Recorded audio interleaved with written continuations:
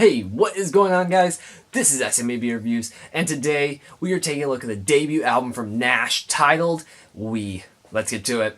Before we talk about the album individually, who is Gnash for? Because, honestly, he makes music with a fraction of the depth of Jon Bellion or 21 Pilots, two obvious influences just in his music style, but also is truly terrible behind the mic. His voice is obnoxious and grating, and honestly just tries to sell himself as someone who is deep when really nothing he has produced really reaches that level. And unfortunately, it's about the same on We.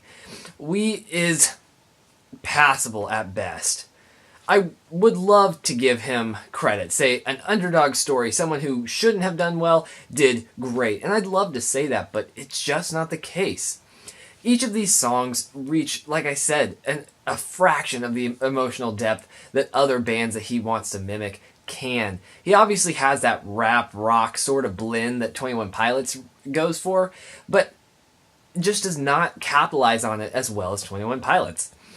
Even that being said, he obviously is using ukulele, an instrument that 21 Pilots really made popular recently.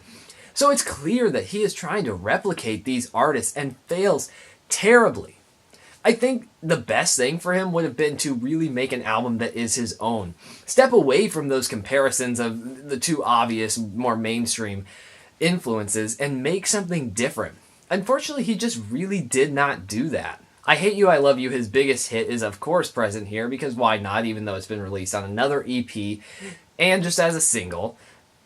Then we get songs like Dear Insecurities with Ben Abraham, who actually saves this song. It's not a great song. No emotional depths are reached. We all know what the song's about. It's about how the insecurities taking their hold off of you and letting you be yourself. And while it's not good, Ben Abraham actually kind of saves it, because Gnash isn't the primary vocalist here. He's truly obnoxious behind the mic. Songs like T-Shirt, which really just sound like Sweatshirt by Jacob Sartorius, why would he even try to include something in here? It's the exact same concept, but that really does not sound good. He sounds like a child, as Jacob Sartorius was. This is a really rough album, and I hate to say that. Like I said, I want to root for Gnash, but it is a rough album. These songs have no real weight at all. Each one really just induces an eye roll.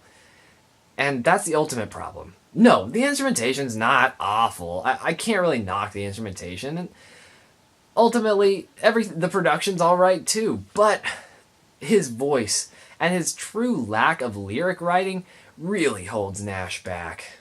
Every song, Nobody's Home, Imagine If, all of these songs just induce an eye roll.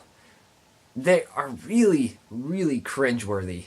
And while a lot of people would like to make a comparison more to 21 Pilots, I think a more apt comparison is Jason Mraz, someone with a hopelessly simple form of writing, which does have its place, but ultimately just has a very naive and simplistic look on the world. It really does not give Gnash a good light. This album is truly not very good, but I would love for it to have been, because I know what he's going for. He wants to replicate those artists I've previously mentioned, and those are good artists, give or take some songs or albums, but he just cannot do it.